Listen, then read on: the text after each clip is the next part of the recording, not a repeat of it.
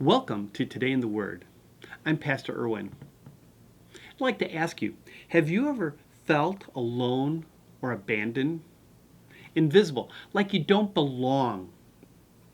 No one seems to care, and that meta-narrative that society has created, it just doesn't seem to fit your story. You're a misfit, an embarrassment. You scream out, and you feel like no one's listening. You just want to crawl in a corner and fade away. Let me do that one more time. Welcome to Wednesday in the Word. I'm Pastor Erwin, and I'd like to ask you, have you ever felt alone or abandoned? Invisible, like you don't belong. No one seems to care, and your story just doesn't seem to fit that meta narrative that society has created. You scream out and you feel like no one is listening. So you just want to crawl in a corner and fade away. In Genesis 16, we read about a woman who felt that way. Her name was Hagar. She was a slave, and she found herself in what she thought was an unbearable situation. As she was sitting by a spring in the wilderness, she's met by the angel of the Lord. During this encounter, she's asked by the angel of the Lord where she's coming, from where she's coming, and where she's going.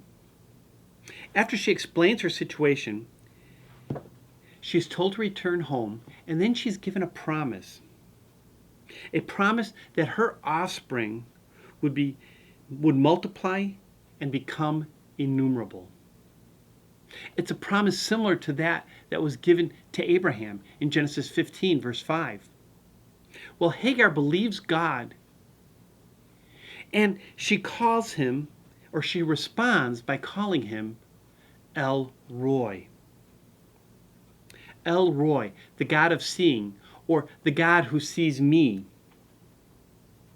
Hagar discovered that she wasn't forgotten and abandoned.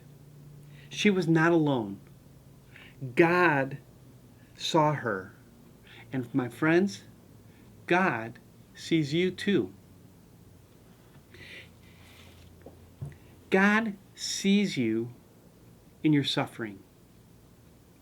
As the children of Israel were suffering under the yoke of the Egyptians, we read at the end of Exodus chapter 2 that God heard their groanings, God remembered his covenant promises, and God saw his people. You are not forgotten. God also sees you in your loneliness.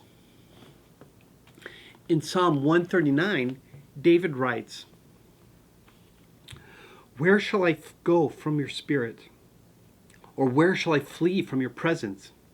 If I ascend to the heavens, you are there. If I make my bed in Sheol, you are there.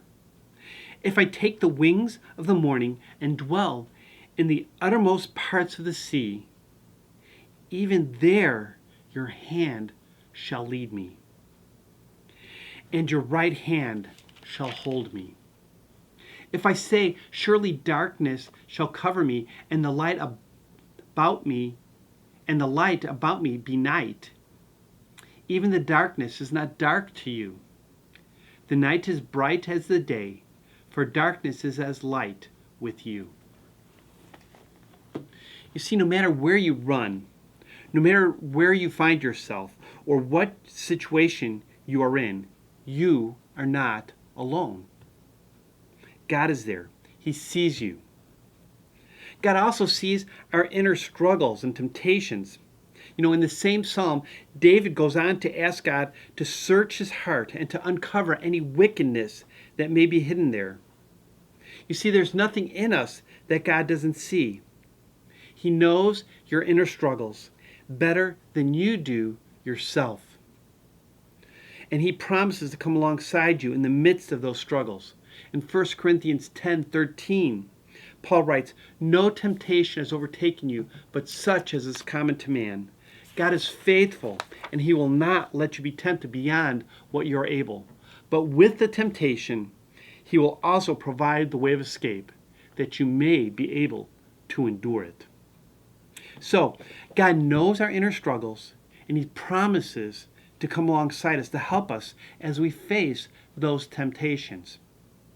The writer of Hebrews tells us that no creature is hidden from his sight, but all are naked and exposed to the eyes of him to whom we must give an account. He then goes on to tell us that Jesus is our high priest who is able to sympathize with us with our weaknesses because he has been tempted in every respect as we are, yet without sin. For this reason, we can draw near to the throne of grace and receive mercy and find grace to help in time of need. Brothers and sisters, God not only sees your pain, he not only sees your struggles and loneliness, but he has experienced them himself.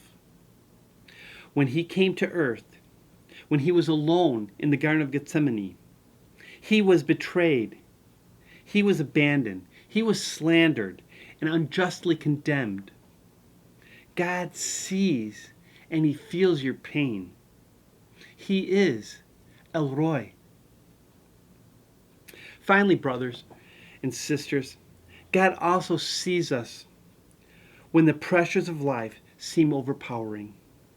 God sees you in your financial crisis. He sees you when your health begins to fail, when the world seems to be collapsing all around you with natural disasters and social unrest, when there's all kinds of injustice. In Matthew chapter 10, Jesus tells us to fear not, because God is aware when even a sparrow falls. And he says that we are of much greater value to him than a sparrow. God knows your needs, and he cares for you. Trust him. El Roi sees, and he cares. So let me close with the words to the song, His Eye is on the Sparrow. Why should I feel discouraged? Why should the shadows come? Why should my heart be lonely and long for heaven and home? When Jesus is my portion, my constant friend is he. His eye is on the sparrow, and I know he watches me. I sing because I'm happy. I sing because I'm free. For his eye is on the sparrow, and I know he watches me. Friend, Jesus sees you. God sees you. He knows your pain. He feels what you're going through. He is El Roi. Have a blessed week.